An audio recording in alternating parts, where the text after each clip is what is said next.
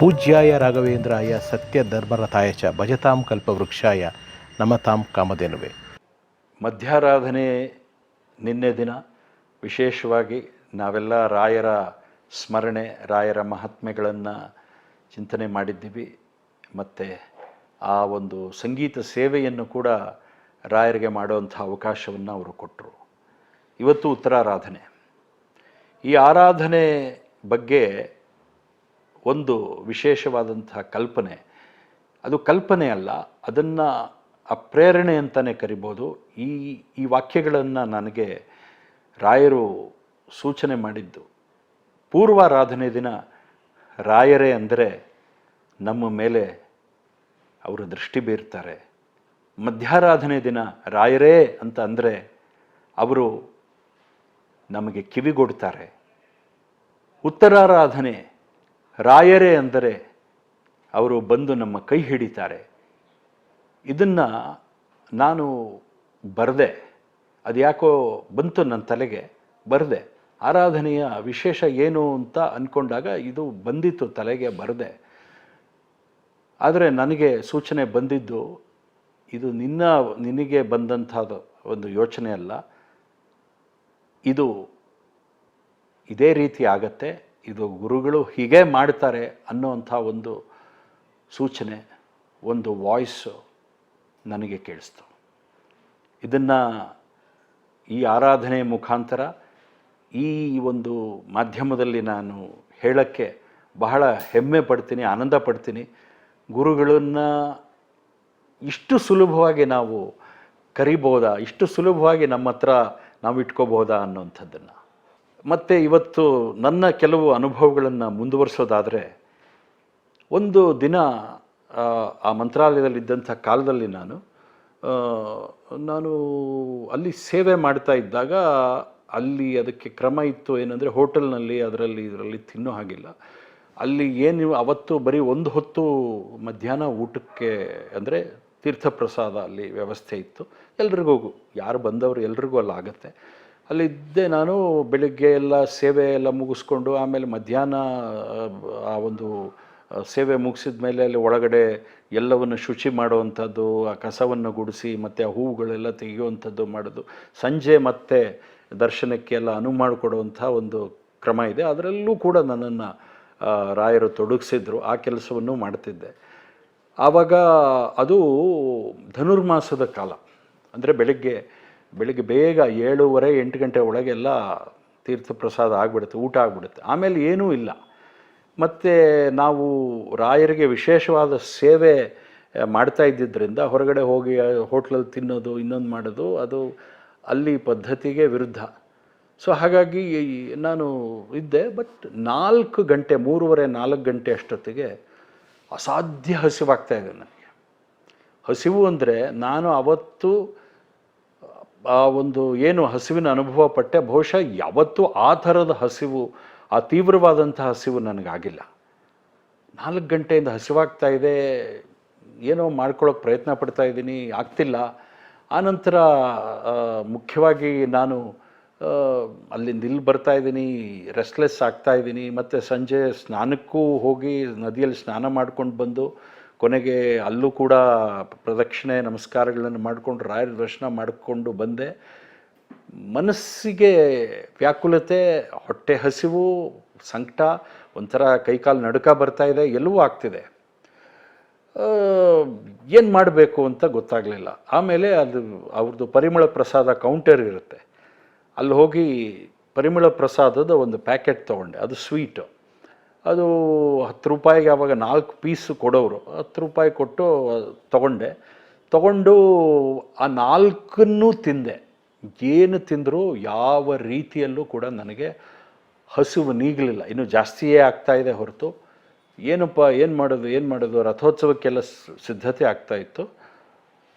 ಮಠದಿಂದ ಹೊರಗಡೆ ಬಂದು, ಆ ಮಹಾದ್ವಾರದಿಂದ ಹೊರಗಡೆ ಬಂದು ನಿಂತ್ಕೊಂಡೆ. ಅಲ್ಲಿ ಒಂದು ಬುಕ್ ಸ್ಟಾಲ್ ಇತ್ತು. ಬೆಂಗಳೂರಿನವರೊಬ್ಬರು ಸುಧೀಂದ್ರ ರಾವ್ ಅಂತ ಅಲ್ಲಿ ಮ್ಯಾನೇಜರ್ ಆಗಿದ್ದರು. ಅವರ ಮಗನ್ನ ಅಲ್ಲಿ ವಿದ್ಯಾಪೀಠದಲ್ಲಿ ಓದಿಸ್ತಿದ್ರು. ಹೀಗಾಗಿ ಅವರಿಗೆ ಕ್ವಾರ್ಟರ್ಸ್ ಕೊಟ್ಟಿದ್ದರು. ಅವರು ರಾಯರ ಸೇವೆಗೆ ಅಂತ ಬಂದವರು, ರಾಯರ ಅನುಗ್ರಹ ಪಡೆದು ಅಲ್ಲೇ ಉಳ್ಕೊಂಡಿದ್ರು. ಅವರು ನನ್ನನ್ನೆಲ್ಲ ನೋಡಿದರು. ನನ್ನನ್ನು ಟೆಲಿವಿಷನ್ನಲ್ಲಿ ಎಲ್ಲ ತುಂಬ ನೋಡಿದ್ರು ಅವರು, ಅವ್ರಿಗೆ ಗೊತ್ತಿತ್ತು ನನ್ನ ಬಗ್ಗೆ. ಹಾಗಾಗಿ ಅವರು ನನಗೆ ಪರಿಚಯ ಇತ್ತು. ನಾನು ಆಗಾಗ ಇದೆಲ್ಲ ಮುಗಿದ ಮೇಲೆ ಸಂಜೆ ಹೋಗಿ ಆ ಬುಕ್ ಸ್ಟಾಲಲ್ಲಿ ನಿಂತ್ಕೊಂಡು ಕೆಲವು ಪುಸ್ತಕಗಳನ್ನು ನೋಡೋದು ಮಾಡ್ತಿದ್ದೆ. ಹೀಗಾಗಿ ಪರಿಚಯ ಇತ್ತು. ನಾನು ಹೊರಗಡೆ ಬಂದು ನಿಂತ್ಕೊಂಡಿದ್ದೀನಿ, ಯಾರೋ ನನ್ನ ಬೆನ್ನ ಮೇಲೆ ಕೈ ಇಟ್ಟರು. ನಾನು ತಿರುಗಿ ನೋಡಿದ್ರೆ ಅವರು ಆ ಸುಧೀಂದ್ರ ರಾವ್ ಅನ್ನೋರು. ನೋಡಿ, ನಾನೀಗ ಒಳಗಡೆ ಹೋಗಿದ್ದೆ ರಾಯರ ದರ್ಶನಕ್ಕೆ. ರಾಯರು ನನಗೆ ಹೇಳಿದ್ರು, ನಿಮಗೆ ಹೊಟ್ಟೆ ಹಸಿತಾ ಇದೆಯಂತೆ, ನಿಮಗೆ ಆಹಾರದ ವ್ಯವಸ್ಥೆ ಮಾಡೋದಕ್ಕೆ ರಾಯರು ನನಗೆ ಹೇಳಿದ್ದಾರೆ, ನೀವು ನಮ್ಮ ಮನೆಗೆ ಬರಬೇಕು. ಅವ್ರಿಗೆ ಕ್ವಾರ್ಟರ್ಸ್ ಕೊಟ್ಟಿದ್ದರು ಅಲ್ಲಿ ಮಠದಿಂದ, ನಮ್ಮ ಮನೆಗೆ ಬರಬೇಕು, ನೀವು ಸ್ವೀಕಾರ ಮಾಡಬೇಕು. ನಾನು ಅವಾಕ್ಕಾದೆ, ಶಾಕ್ ಆದೆ. ಇದು ಹೀಗಾಗಕ್ಕೆ ಸಾಧ್ಯವೇ? ಹೀಗೆ ನಡೆಯುತ್ತಾ? ಅವ್ರಿಗೆ ಹೇಳಿದ್ರು ಅನ್ನೋದನ್ನು ಬಹಳ ಸ್ಪಷ್ಟವಾಗಿ ಹೇಳಿದ್ರು. ಅವರು ನನ್ನನ್ನು ಕರ್ಕೊಂಡು ಹೋದರು. ಮನೆಯಲ್ಲಿ ಸಂಜೆ ಉಪಹಾರ ಉಪ್ಪಿಟ್ಟು ಎಲ್ಲ ಮಾಡಿಸಿ, ಅವರ ಗಂಡ, ಹೆಂಡತಿ ಮತ್ತು ಆ ಮಗ 3 ಜನವು ಸುತ್ತ ನನ್ನ ಕೂತ್ಕೊಂಡು ನನಗೆ ಒಂದು ಮಣೆ ಹಾಕಿ, ಆಮೇಲೆ ಒಂದು ಎಲೆ ಹಾಕಿ, ಎಲೆಯಲ್ಲಿ ಬಿಸಿ ಬಿಸಿ ಉಪ್ಪಿಟ್ಟು ಮಾಡಿ ತಿನ್ನಿಸಿದ್ರು. ನೀವು ಇವತ್ತಿನಿಂದ ಪ್ರತಿದಿನ ಸಂಜೆ ಇಲ್ಲಿರೋವರೆಗೂ ನಮ್ಮ ಮನೆಗೆ ಉಪಹಾರಕ್ಕೆ ಫಲಹಾರಕ್ಕೆ ಬರಬೇಕು ಅಂತ ಹೇಳಿದ್ರು. ಏನು ಹೇಳ್ತೀರಾ ಇದಕ್ಕೆ? ಯಾವ ಮಾತಿನಿಂದ ರಾಯರಿಗೆ ಕೃತಜ್ಞತೆ ಹೇಳಬೇಕು? ಅವರ ಕಾರುಣ್ಯ ಎಂಥದ್ದು, ಅವರ ಅನುಗ್ರಹ ಎಂಥದ್ದು.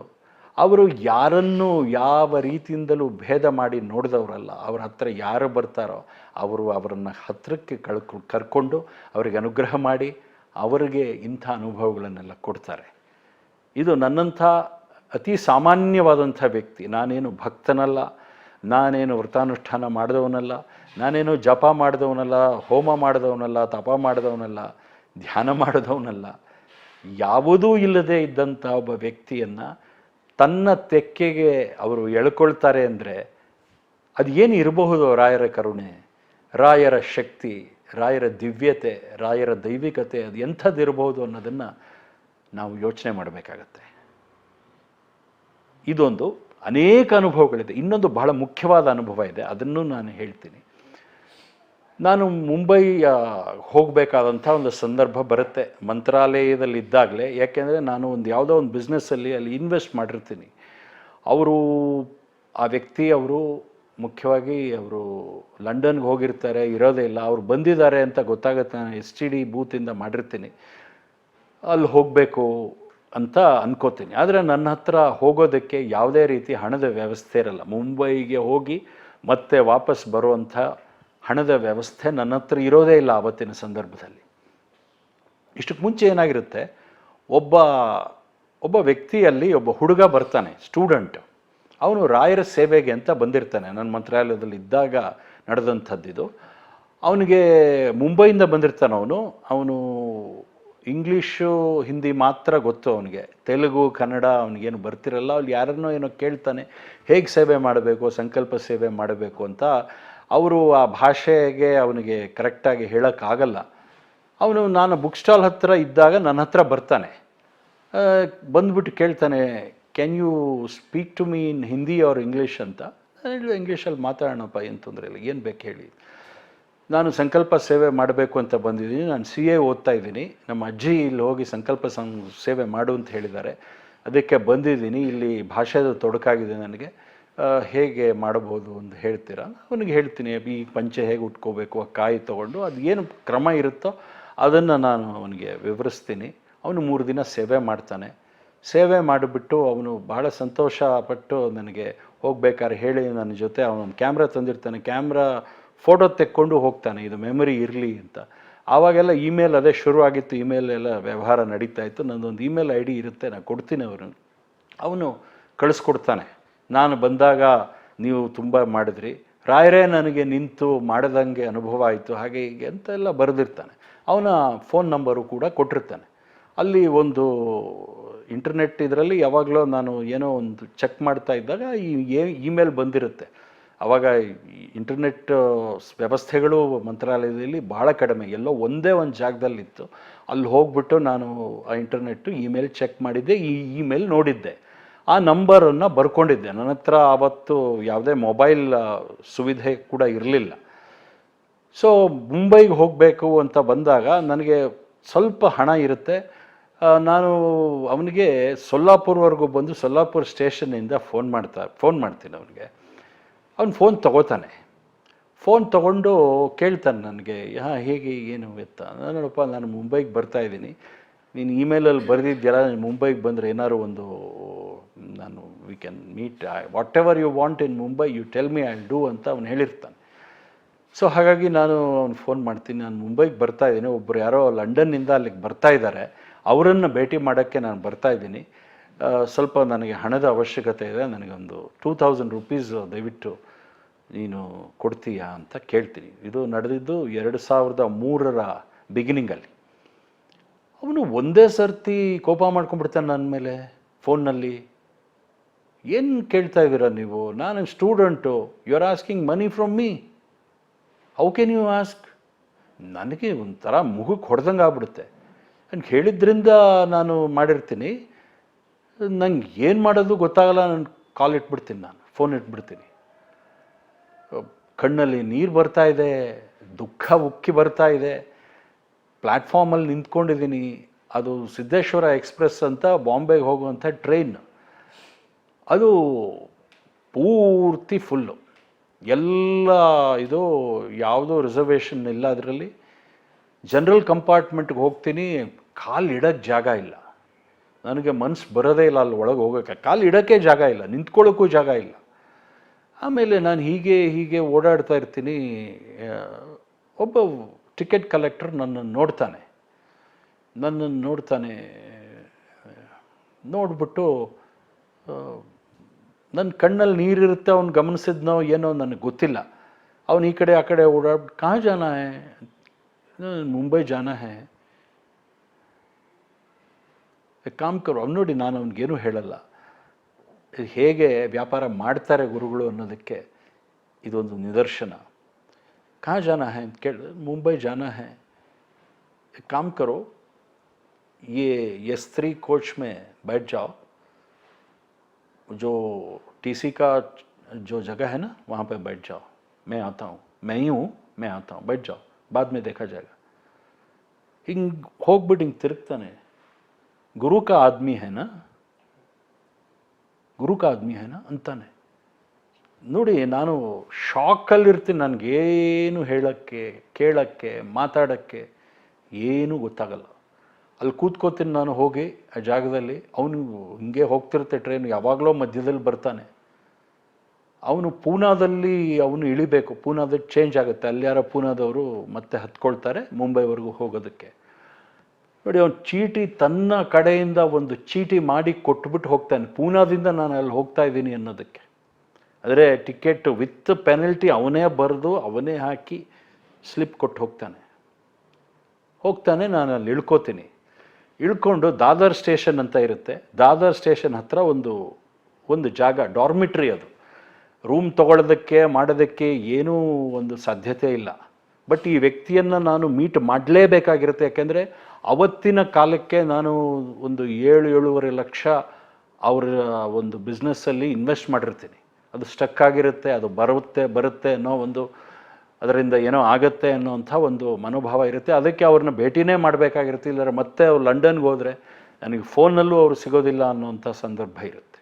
ಸೊ ಅದಕ್ಕೋಸ್ಕರ ನಾನು ಏನೇ ಆಗಲಿ ಅಲ್ಲಿ ಹೋಗಬೇಕು ಅಂತ ಹೊರಟಿರ್ತೀನಿ. ಅಲ್ಲಿ ಬಂದು ಇಳಿತೀನಿ. ಅಲ್ಲೊಂದು ಡಾರ್ಮಿಟ್ರಿ, ಅಂದರೆ ಒಂದು ದೊಡ್ಡ ಹಾಲ್ನಲ್ಲಿ ಕೆಲವು ಬೆಡ್ಗಳು ಹಾಕಿರ್ತಾರೆ, ಅದು ಕೊಡ್ತಾರೆ. ಅದಕ್ಕೂ ನನಗೆ ದುಡ್ಡಿಲ್ಲ. ಅಲ್ಲಿ ಹೋಗಿ ನಾನು ಹೇಳ್ತೀನಿ, ಅವರು ಹೇಳ್ತಾರೆ, ಈಗ 12 ಗಂಟೆಗೆ ಚೆಕ್ಔಟ್ ಆಗುತ್ತೆ, ಯಾವುದೋ ಬೆಡ್ ಖಾಲಿ ಆಗುತ್ತೆ, ನೀವು ಬರ್ಬೋದು, ಈಗ ಬ್ಯಾಗ್ ಇಲ್ಲಿ ಇಡ್ಬೋದಾ ಅಂತಂತೀನಿ. ಅವ್ರು ಇಡ್ತಾರೆ. ನಾನು ಮತ್ತೆ ಹೋಗಿ ಸ್ಟೇಷನಲ್ಲಿ ಕೂತ್ಕೊಳ್ತೀನಿ. ರಾತ್ರಿಗೆಲ್ಲ ನಿದ್ದೆ ಇಲ್ಲ, ಸ್ಟೇಷನ್ನಲ್ಲೂ ನಿದ್ದೆ ಬರುತ್ತೆ. ಆದರೆ ಕೊನೆಗೆ ಹೆಂಗೋ ಮಾಡಿ ಬಂದು ಚೆಕ್ಇನ್ ಆಗಿ ಮಲಗ್ತೀನಿ ಒಂದು 4-5 ಅವರ್ಸ್. ಸಂಜೆ ಎಚ್ಚರ ಆಗುತ್ತೆ.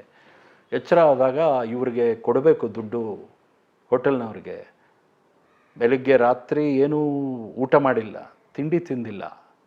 ಭಾಳ ವಿಚಿತ್ರವಾದಂಥ ಸ್ಥಿತಿ. ಈಗ ಅವರು ನೆಕ್ಸ್ಟ್ ಡೇ ಬರೋರು ಇರ್ತಾರೆ, ಅವರು ಲಂಡನ್ನಿಂದ ಬರೋರು. ನಾನು ಒಂದಿನ ಮುಂಚೆ ಬಂದಿರ್ತೀನಿ. ಅವರು ಹೇಳಿರ್ತಾರೆ ನನಗೆ 2 ದಿನ ಇರ್ತೀನಿ, ಯಾವುದೋ ಒಂದು ಪರ್ಸ್ನಲ್ ಫ್ಯಾಮಿಲಿ ಇದಕ್ಕೆ ಬರ್ತಾಯಿದ್ದೀನಿ, ಇಮಿಡಿಯೇಟ್ಲಿ ಐ ಗೋ ಬ್ಯಾಕ್ ಅಂತ ಹೇಳಿರ್ತಾರೆ ಅವರು.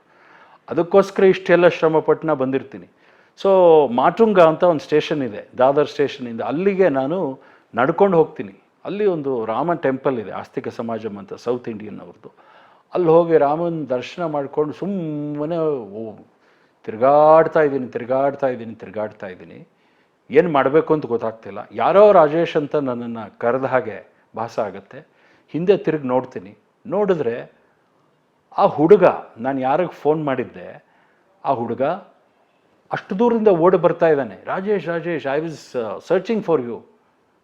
ನನಗೇನು ಗೊತ್ತಾಗ್ತಾ ಇಲ್ಲ. ಅಂದರೆ ಆ ಪರಿಸ್ಥಿತಿ ಹಾಗೆ, ಆ ಸ್ಥಿತಿಯಲ್ಲಿ ಯಾರಿದ್ದವ್ರಿಗೆ ಏನು ಮಾತಾಡಬೇಕು, ಏನು ಬಿಡಬೇಕು, ಏನು ಹೇಳಬೇಕು, ಬಹುಶಃ ಬಹಳ ಕಷ್ಟ.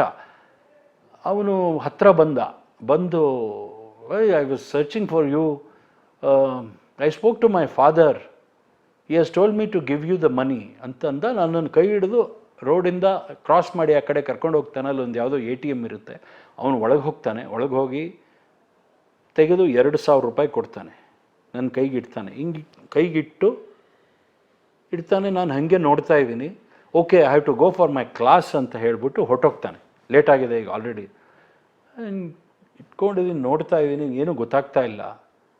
ಆನಂತರ ಒಂದು 5 ನಿಮಿಷ 10 ನಿಮಿಷ ರಿಯಲೈಸ್ ಆದಮೇಲೆ ಧಾರಾಕಾರವಾಗಿ ಕಣ್ಣಲ್ಲಿ ನೀರು ಬರೋಕ್ಕೆ ಶುರು ಆಗುತ್ತೆ. ಹೊಟ್ಟೆ ಹಸಿವಾಗಿರುತ್ತೆ. ಅಲ್ಲಿ ಹೋಗಿ ಏನೋ ತಿಂತೀನಿ, ಮತ್ತೆ ವಾಪಸ್ ಹೋಗ್ತೀನಿ. ಆಮೇಲೆ ಅವರು ನೆಕ್ಸ್ಟ್ ಡೇ ಭೇಟಿ ಮಾಡ್ತೀನಿ. ಅವ್ರು ಏನೋ ಹೇಳ್ತಾರೆ, ಇಲ್ಲ ಇನ್ನೂ ಕೆಲಸ ಆಗಿಲ್ಲ, ಆಮೇಲೆ ಆಗುತ್ತೆ, ಬರುತ್ತೆ, ಅದು ಇದು. ಮತ್ತೆ ಮಂತ್ರಾಲಯಕ್ಕೆ ಬರ್ತೀನಿ. ಇದೆಲ್ಲ ಕಳೆದು ಹೋಗುತ್ತೆ. ಮುಂದೆ ಒಂದು ಕಾಲದಲ್ಲಿ ನಾನು ಗುರುಗಳ ಸೂಚನೆ ಮೇರೆಗೇ ಬಾಂಬೆಗೆ ರೊಕೆಟ್ ಹಾಕ್ತೀನಿ. ಅಲ್ಲಿ ನಡೆದಂಥ ಘಟನೆಗಳು, ಪವಾಡಗಳು ಅತ್ಯದ್ಭುತವಾದದ್ದು.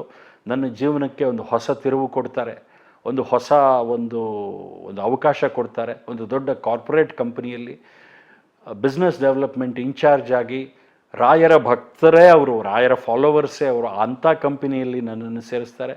ಮತ್ತು ಅದಕ್ಕೆ ನಮ್ಮ ಅಣ್ಣ ಮತ್ತು ನಮ್ಮ ತಾಯಿ ಇವರೆಲ್ಲ ಕಾರಣ ಆಗ್ತಾರೆ. ನಮ್ಮ ತಂಗಿ ಒಂದು ಬ್ಯಾಗ್ ಕಳಿಸ್ಕೊಡ್ತಾರೆ. ಆ ಬಟ್ಟೆ ತೊಗೊಳಕ್ಕೆ ಹೋಗ್ತೀನಿ, ಅವರು ನೀವು ನಮ್ಮ ಜೊತೆನೇ ಕೆಲಸ ಮಾಡಿ ಅಂತ ಹೇಳ್ತಾರೆ. ಇದನ್ನೆಲ್ಲ ನಾನು ನಮ್ಮ ರಘುರಾಮ್ ಅವರ 101 ನೆನಪು ಒಂದು ಕಾರ್ಯಕ್ರಮದಲ್ಲಿ ಹಂಚ್ಕೊಂಡಿದ್ದೀನಿ. ಇದ್ರ ನಂತರ ಆಗುವಂಥ ಒಂದು ಘಟನೆ ಇದು. ನಾನು ಸುಮಾರು ತಿಂಗಳುಗಳ ಕಾಲ ನನಗೆ ಮತ್ತೆ ಹಣ ಬಂದು ನಾನು ತುಂಬ ಒಳ್ಳೆ ರೀತಿಯಲ್ಲಿ ಅಲ್ಲಿ ಸೆಟ್ಲ್ ಆದಮೇಲೆ ಮುಂಬೈಯಲ್ಲಿ ನನಗೆ ಒಂದು ನೆನಪು ಬರುತ್ತೆ. ಯಾರು ಇಂಥ ಕಷ್ಟ ಕಾಲದಲ್ಲಿ ಕೆಲವರು ಯಾರು ಸಹಾಯ ಮಾಡಿದರು ಅವರಿಗೆ ಕೃತಜ್ಞತೆ ಹೇಳಬೇಕು, ಅವ್ರಿಗೇನಾದರೂ ಒಂದು ಮಾಡಬೇಕು ಅಂತ ಬರುತ್ತೆ.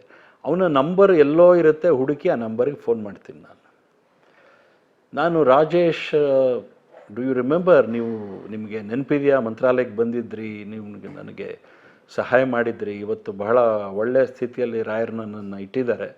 ಸೊ ಹಾಗಾಗಿ ನಿಮಗೆ ಕೃತಜ್ಞತೆ ಹೇಳಿಬಿಟ್ಟು ಹಣನ ವಾಪಸ್ ಕೊಡಬೇಕು ಅಂತ ನಾನು.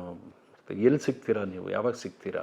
ಬೆಳಿಗ್ಗೆ ಫೋನ್ ಮಾಡಿರ್ತೀನಿ, ಅವ್ರ ತಂದೆ ತೊಗೊಂಡಿರ್ತಾರೆ, ಇಲ್ಲ ಅವನು ಎಲ್ಲ ಹೋಗಿದ್ದಾನೆ, ಸಂಜೆ ಫೋನ್ ಮಾಡಿ ಅಂತ ಹೇಳಿರ್ತಾರೆ ಲ್ಯಾಂಡ್ಲೈನ್ಗೆ. ಸಂಜೆ ಫೋನ್ ಮಾಡಿದಾಗ, ಕ್ಯಾ ಬೋಲ್ ರೇ ಆಪ್, मैंने पैसा दिया आपको, कब दिया, ನಾನು ಕೊಟ್ಟನಾ ನಿಮಗೆ ದುಡ್ಡು, ಏನು ಹೇಳ್ತಾ ಇದ್ದೀರಾ ನೀವು, ನಾನು ಕೊಟ್ಟಿಲ್ಲ ನಿಮಗೆ ಅಂತಾನೆ.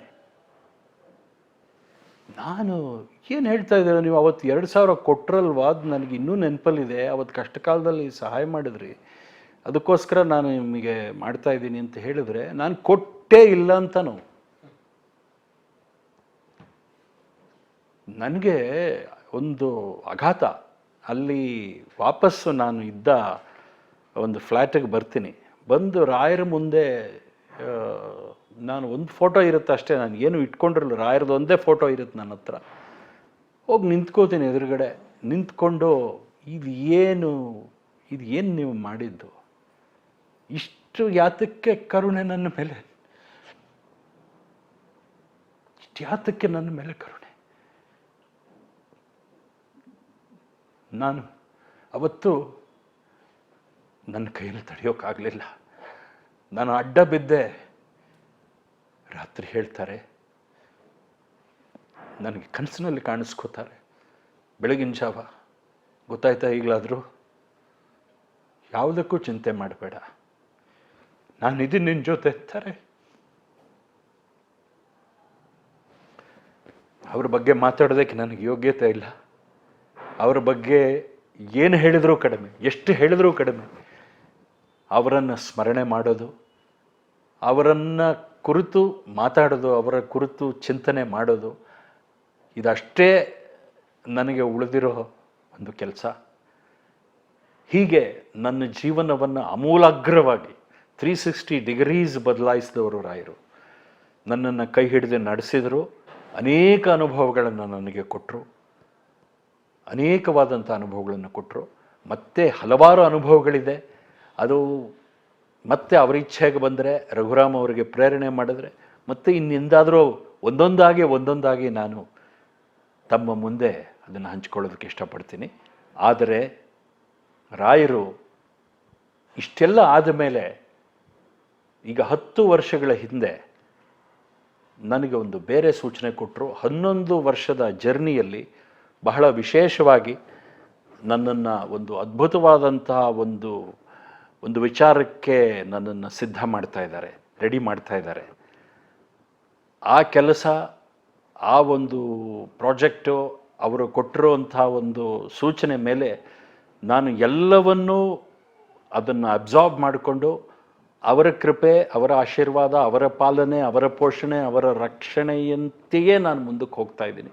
ಪ್ರತಿ ಹೆಜ್ಜೆಯಲ್ಲೂ, ಪ್ರತಿ ದಿನದಲ್ಲೂ, ಪ್ರತಿ ಕ್ಷಣದಲ್ಲೂ ಅವರು ನನ್ನ ಜೊತೆ ಇದ್ದಾರೆ, ನನಗೆ ಅನುಭವಕ್ಕೆ ತಂದು ಕೊಡ್ತಾ ಇದ್ದಾರೆ. ನಾನಿದ್ದೀನಿ ನಿನ್ನ ಜೊತೆ ಅಂತ ಹೇಳ್ತಾ ಇದ್ದಾರೆ. ಇದು ನನ್ನಂತಹ ಒಬ್ಬ ಸಾಮಾನ್ಯನಿಗೆ ಆಗ್ತಾ ಇರುವಂಥ ಅನುಭವ. ಇನ್ನು ರಾಯರ ನಿಜವಾದ ಭಕ್ತರು, ರಾಯರನ್ನು ಆರಾಧನೆ ಮಾಡ್ತಾ ಇರೋವಂಥವರು, ಜ್ಞಾನಿಗಳು, ವಿದ್ವಾಂಸರು, ದೊಡ್ಡ ದೊಡ್ಡ ಮಹನೀಯರಿಗೆ ಎಂತೆಂಥ ಅನುಭವಗಳು ರಾಯರು ಕೊಡ್ತಾ ಇರಬಹುದು. ಇದನ್ನು ನಾವು ಯೋಚನೆ ಮಾಡಿದಾಗ ರಾಯರ ಶಕ್ತಿ, ರಾಯರ ಒಂದು ಆಧ್ಯಾತ್ಮಿಕ ಒಂದು ಔನ್ನತ್ಯ, ರಾಯರ ದೇವಸ್ವಭಾವ, ಇದೆಲ್ಲವೂ ಕೂಡ ವಿಶೇಷವಾಗಿ ಕಾಣುತ್ತೆ. ಇನ್ನು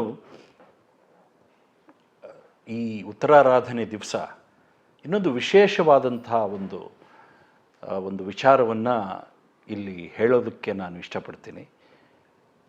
ರಾಘವೇಂದ್ರ ಸ್ವಾಮಿಗಳು ಅವರ ಸಂಕಲ್ಪ ಮಾಡಿದ್ದು ದೀನರನ್ನು, ದುಃಖಿತರನ್ನು, ಶೋಷಿತರನ್ನು, ದೂಷಿತರನ್ನು, ಅಸಹಾಯಕರನ್ನು, ಅನಾಥರನ್ನು ನಾನು ಉದ್ಧಾರ ಮಾಡಿ ಅವರನ್ನು ಭಗವಂತನ ಒಂದು ಮಾರ್ಗದಲ್ಲಿ ನಡೆಸಿ ಅವರ ಆತ್ಮೋದ್ಧಾರ ಮಾಡ್ತೀನಿ, ಅವ್ರನ್ನ ನಿನ್ನ ಹತ್ರ ಕರ್ಕೊಂಡು ಬರ್ತೀನಿ ಅನ್ನೋವಂಥ ಒಂದು ಮಹಾಸಂಕಲ್ಪ ಮಾಡಿದ್ರು. ನಮ್ಮ ಪುಣ್ಯ ಅಥವಾ ರಾಯರ ಕರುಣೆ ಇದೆಲ್ಲವೂ ಮಿಳಿತವಾಗಿ ರಾಘವೇಂದ್ರ ಗುರುಗಳಂಥವರು ನಮ್ಮ ಜೀವನದಲ್ಲಿ ಬರ್ತಾರೆ. ಅವರನ್ನು ನಾವು ಗಟ್ಟಿಯಾಗಿ ಹಿಡಿದುಕೊಳ್ಬೇಕು. ರಾಘವೇಂದ್ರ ಪ್ರಜ್ಞೆಯನ್ನು ನಾವು ರೂಢಿಸ್ಕೊಳ್ಬೇಕು ಅಂತ ರಾಯರನ್ನು ಅನುಸರಣೆ ಮಾಡ್ತಾ ಇರುವಂಥ ಎಲ್ಲ ರಾಯರ ಭಕ್ತರಿಗೆ ನಿವೇದನೆ ಮಾಡಿಕೊಳ್ತೀನಿ ಈ ಮೂಲಕ. ರಾಘವೇಂದ್ರ ಪ್ರಜ್ಞೆ ಅಂದರೆ ಮಹಾನುಭಾವರಾದಂಥ ಗುರು ಜಗನ್ನಾಥದಾಸರು ಒಂದು ಮಾತು ಹೇಳ್ತಾರೆ. ಅವರ ರಾಘವೇಂದ್ರ ಮಹಾತ್ಮೆ ಅನ್ನೋಂಥ ಒಂದು 5 ಅಧ್ಯಾಯದ ಒಂದು ಕೃತಿ. ಅದು ಬಹಳ ವಿಶೇಷವಾಗಿದೆ, ಬಹಳ ಅದ್ಭುತವಾಗಿದೆ. ರಾಘವೇಂದ್ರ ವಿಜಯ ಅಂತ ಕನ್ನಡದಲ್ಲೂ ಬರೆದಿದ್ದಾರೆ. ಅಪ್ಪಣ್ಣಾಚಾರ್ಯರೇ ಮತ್ತು ಗುರು ಜಗನ್ನಾಥದಾಸರಾಗಿ ಹುಟ್ಟು ಬಂದರು ಅನ್ನೋಂಥ ಒಂದು ಐತಿಹ್ಯ ಇದೆ. ಅದನ್ನು ಜ್ಞಾನಿಗಳು ಕೂಡ ಅದನ್ನು ಎಂಡೋರ್ಸ್ ಮಾಡಿದ್ದಾರೆ. ಅವರು ಒಂದು ಮಾತನ್ನು, ಒಂದು ಡಿಕ್ಲರೇಷನ್ ಕೊಡ್ತಾರೆ. ರಾಘವೇಂದ್ರೋ ಮಮ ಸ್ವಾಮಿ, ರಾಘವೇಂದ್ರೋ ಗುರುರ್ಮಮ, ರಾಘವೇಂದ್ರ ಪ್ರಿಯೋ ದೇವ, ರಾಘವೇಂದ್ರಾತ್ ಪರೋ ನಹಿ ಅಂತ. ರಾಘವೇಂದ್ರ ಗುರುಗಳೇ ನನ್ನ ಸ್ವಾಮಿ, ರಾಘವೇಂದ್ರ ಗುರುಗಳೇ ನನ್ನ ಗುರುಗಳು, ರಾಘವೇಂದ್ರ ಗುರುಗಳೇ ನನ್ನ ದೇವರು, ರಾಘವೇಂದ್ರ ಗುರುಗಳೇ ನನಗೆ ಎಲ್ಲವೂ, ಅವರನ್ನು ಬಿಟ್ಟರೆ ಇನ್ಯಾರೂ ಇಲ್ಲ ಅನ್ನೋವಂಥ ಒಂದು ದೃಢವಾದಂಥ ದೀಕ್ಷೆಯನ್ನು ಅವರು ಕೊಡ್ತಾರೆ. ಅದು ರಾಘವೇಂದ್ರ ಪ್ರಜ್ಞೆ. ರಾಘವೇಂದ್ರ ಅನ್ನೋವಂಥ ಒಂದು ಪದ ಏನಿದೆ, ಅದು ಬಹಳ, ಆ ಶಬ್ದ ಏನಿದೆ, ಆ ನಾಮ ಏನಿದೆ, ಅದು ಬಹಳ ವಿಶೇಷವಾದದ್ದು. ರಾಘವೇಂದ್ರ ಅಂದರೆ ಶ್ರೀರಾಮಚಂದ್ರನ ಹೆಸರು. ಯಾಕೆಂದರೆ ರಘುಕುಲಕ್ಕೆ ಇಂದ್ರನಾದವನವನು, ಆದ್ದರಿಂದ ಅವನನ್ನು ರಾಘವೇಂದ್ರ ಅಂತ ಮೂಲದಲ್ಲಿ ಸಂಬೋಧನೆ ಅವನದು. ಆನಂತರ ಆಂಜನೇಯ ರಾಘವೇಂದ್ರ ಅನ್ನುವ ಹೆಸರಿನಿಂದನೂ ಕರೆಯಲ್ಪಡ್ತಾನೆ. ಯಾಕೆ ಅಂತಂದರೆ ಅಲ್ಲಿ ರಾಘವ, ರಾಮ ಯಾರಿಗೆ ಇಂದ್ರನೋ ಅವನು ರಾಘವೇಂದ್ರ. ಸೊ ಆಂಜನೇಯನಿಗೆ ರಾಮನೇ ಇಂದ್ರ, ರಾಮನೇ ಒಡೆಯ, ಆದ್ದರಿಂದ ಅದು ರಾಘವೇಂದ್ರ ಅನ್ನೋ ಹೆಸರು ಆಂಜನೇಯಂದೂ ಇದೆ. ರಾಘವೇಂದ್ರ ಗುರುಗಳು, ಈ ರಾಘವೇಂದ್ರ ಗುರುಗಳು ನಮ್ಮ ಗುರುಗಳು. ಅವರು ಕಲಿಯುಗದಲ್ಲಿ ಜನಕ್ಕಾಗಿ, ನಮಗಾಗಿ, ಜನಸಾಮಾನ್ಯರಿಗಾಗಿ ಅವತಾರ ಮಾಡಿ ಬಂದಿದ್ದಾರೆ. ಈ ರಾಘವೇಂದ್ರ ಅನ್ನೋಂಥ ಒಂದು ನಾಮದಲ್ಲಿ ಪರತತ್ವ, ಪ್ರಾಣತತ್ವ, ಗುರುತತ್ವ, 3 ತತ್ವಗಳು ಸಮ್ಮಿಳನಗೊಂಡಿವೆ. ನೀವು ರಾಘವೇಂದ್ರ ರಾಘವೇಂದ್ರ ರಾಘವೇಂದ್ರ ಅನ್ನೋ ನಾಮವನ್ನು ನಿರಂತರವಾಗಿ ಅದನ್ನು ಪುನರಾವರ್ತಿತವಾಗಿ ಸ್ಮರಣೆ ಮಾಡ್ತಾ ಇದ್ದರೆ ಜೀವನದ ಎಲ್ಲ ರೀತಿಯ ಏನು ದೋಷಗಳಿದೆ ಅದು ನಿವಾರಣೆ ಆಗುತ್ತೆ. ಇವತ್ತು ಹೀಲಿಂಗ್ ಸೈನ್ಸಸ್, ಎನರ್ಜಿ ಸೈನ್ಸಸ್ ಅಂತ ಬಹಳಷ್ಟು ಪ್ರಾಕ್ಟೀಸ್ ಆಗುತ್ತೆ. ಇವತ್ತು ಕ್ವಾಂಟಮ್ ಫಿಸಿಕ್ಸ್, ಕ್ವಾಂಟಮ್ ಎನರ್ಜಿ ತುಂಬ ದೊಡ್ಡ ರೀತಿಯಲ್ಲಿ ಒಂದು ಸ್ಥಾನವನ್ನು ಪಡ್ಕೊಂಡಿದೆ. ಸೊ ಮುಖ್ಯವಾಗಿ ಆ ಕ್ವಾಂಟಮ್ ಸೈನ್ಸ್ DNA ಮೇಲೆ ಕೆಲಸ ಮಾಡುತ್ತೆ. ನಿಮ್ಮ DNA ಬದಲಾಗುತ್ತೆ, ನಿಮಗೆ ಅದು ಸ್ಪಿರಿಚುವಲ್ DNA ತಂದು ಕೊಡುತ್ತೆ. ನಿಮ್ಮ ವ್ಯಕ್ತಿತ್ವ ವಿಕಾಸ ಆಗೋದಕ್ಕೆ, ನಿಮ್ಮ ವ್ಯಕ್ತಿತ್ವವನ್ನು ಊರ್ಧ್ವಗತಿಗೆ ತೊಗೊಂಡು ಹೋಗೋದಕ್ಕೆ ಸಾಧ್ಯ ಆಗತ್ತೆ ಅಂತ ಇವತ್ತು ಎನರ್ಜಿ ಸೈಂಟಿಸ್ಟು ಎಲ್ಲರೂ ಮಾತಾಡ್ತಿದ್ದಾರೆ. ಆದರೆ ವಿಶೇಷವಾಗಿ ರಾಘವೇಂದ್ರ ರಾಘವೇಂದ್ರ ರಾಘವೇಂದ್ರ ಅನ್ನೋ ನಾಮದ ನಿರಂತರ ಪುನರುಚ್ಚಾರ, ಸ್ಮರಣೆ ನಮ್ಮ DNA ಕೂಡ ಬದಲಾಗಿ ಮಾಡೋದಕ್ಕೆ ಸಾಧ್ಯತೆ ಇದೆ. ಈ ಒಂದು ರಾಘವೇಂದ್ರ ನಾಮದ ಮೇಲೆ ಒಂದು ರಿಸರ್ಚು MIT ಕಾಲೇಜ್ ಪುಣೆನಲ್ಲಿ ಆಗಿದೆ.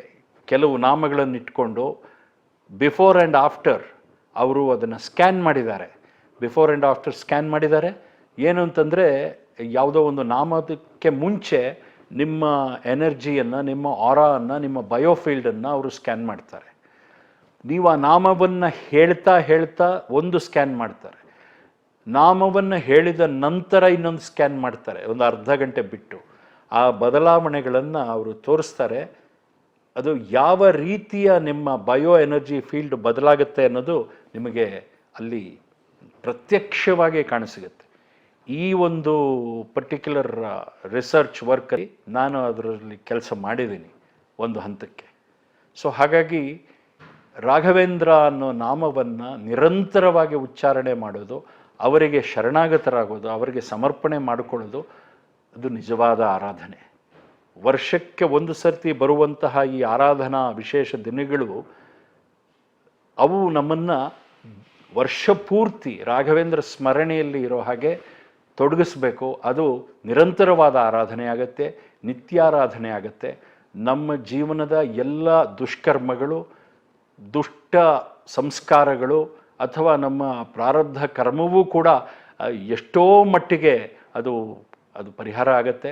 ಒಂದು ದಾರಿ, ಒಂದು ಸಾತ್ವಿಕತೆ, ಒಂದು ಸಹೃದಯತೆ, ಮಾನವೀಯತೆ, ನೀವು ಏನೆಲ್ಲ ಹೇಳ್ತೀರಿ, ಏನೆಲ್ಲ ನಾವು ಹೇಳ್ಬೋದು, ಅದು ಎಲ್ಲವೂ ಮೈಗೂಡಿ ನಮಗೆ ಒಂದು ವಿಶೇಷವಾದಂಥ ಆನಂದ ಅನುಭವವನ್ನು ಕೊಡುತ್ತೆ. ರಾಘವೇಂದ್ರ ಪ್ರಜ್ಞೆಯಲ್ಲಿ ಬದುಕುವ ಒಂದು ಸಂಕಲ್ಪವನ್ನು ಈ ಆರಾಧನಾ ದಿನದಂದು ಎಲ್ಲ ಸದ್ಭಕ್ತರು ಮಾಡಿದರೆ ರಾಘವೇಂದ್ರ ತೀರ್ಥ ಗುರುಸಾರ್ವಭೌಮರು ಪ್ರೀತರಾಗ್ತಾರೆ. ಭಗವಂತನ ಕೃಪೆ ಅವರೆಲ್ಲರಿಗೂ ಆಗತ್ತೆ ಅನ್ನೋದರಲ್ಲಿ ಯಾವುದೇ ಒಂದು ಸಂಶಯ ಇಲ್ಲ, ಲವಲೇಶವೂ ಅದರಲ್ಲಿ ಸಂಶಯ ಇಲ್ಲ. ಅಷ್ಟು ಮಾತ್ರ ನನ್ನ ಅನುಭವದಿಂದ ನಾನು ಹೇಳ್ತೀನಿ. ನಾನು ಅತ್ಯಂತ ಸಾಮಾನ್ಯ ವ್ಯಕ್ತಿ, ನಾನೇನು ವಿದ್ವಾಂಸನಲ್ಲ, ಅಥವಾ ನಾನೇನು ಆಧ್ಯಾತ್ಮ ವ್ಯಕ್ತಿಯಲ್ಲ, ಅಥವಾ ನಾನೇನು ಇನ್ನೂ ಯಾವುದೇ ಒಂದು ಲೇಬಲ್ ಹಾಕ್ಕೊಂಡು ಇರೋವಂಥ ವ್ಯಕ್ತಿಯಲ್ಲ. ನಾನು ಸಾಮಾನ್ಯರಲ್ಲಿ ಸಾಮಾನ್ಯ. ಎಲ್ಲ ರೀತಿಯ ದ್ವಂದ್ವಗಳಿಗೆ, ಎಲ್ಲ ರೀತಿಯ ಅನುಭವಗಳಿಗೆ ನನ್ನ ಜೀವನವನ್ನು ಒಡ್ಡುಕೊಂಡವನು, ಆ ರಿಸ್ಕ್ ತೊಗೊಂಡವನು, ಆ ರಿಸ್ಕಲ್ಲಿ ರಾಘವೇಂದ್ರ ಗುರುಗಳ ಅನುಭವವನ್ನು, ಅನುಗ್ರಹವನ್ನು ಪ್ರತ್ಯಕ್ಷವಾಗಿ ನೋಡಿದವನು. ಆದ್ದರಿಂದ ಇದನ್ನು ಈ ವೇದಿಕೆ ಮುಖಾಂತರ, ಈ ಮಾಧ್ಯಮದ ಮುಖಾಂತರ ನಿವೇದನೆ ಮಾಡ್ತಾ ಇದ್ದೀನಿ. ಹೊರತು ನಾನೇನೋ ತಿಳಿದಿದ್ದೀನಿ ಅಥವಾ ನನಗೇನೋ ಗೊತ್ತು, ನಾನೇನೋ ಬಹಳ ವಿಶೇಷವಾದ ವ್ಯಕ್ತಿ ಅನ್ನೋ ಯಾವ ಒಂದು ಭಾವನೆಯೂ ನನ್ನಲ್ಲಿಲ್ಲ. ಜ್ಞಾನಿಗಳು ಮತ್ತು ವಿದ್ವಾಂಸರು ಅಥವಾ ದೊಡ್ಡವರು, ರಾಘವೇಂದ್ರ ಸ್ವಾಮಿಗಳ ವಿಶೇಷ ಅನುಭವ ಪಡೆದವರು, ಈ ಮಾತುಗಳಲ್ಲಿ ಏನಾದರೂ ತಪ್ಪಿದ್ದರೆ ಅಥವಾ ಏನಾದರೂ ಹೆಚ್ಚು ಕಡಿಮೆ ಆಗಿದ್ದರೆ ದಯವಿಟ್ಟು ನನ್ನನ್ನು ಕ್ಷಮಿಸಬೇಕು. ರಾಘವೇಂದ್ರ ಸ್ವಾಮಿಗಳ ಪುನಃ ಪುನಃ ಸ್ಮರಣೆಯೊಂದಿಗೆ ಈ ನನ್ನ 4 ಮಾತುಗಳನ್ನು ರಾಘವೇಂದ್ರ ಪ್ರೀತ್ಯರ್ಥಂ ಅಂತ ಹೇಳಿ ಶ್ರೀಕೃಷ್ಣಾರ್ಪಣಮಸ್ತು.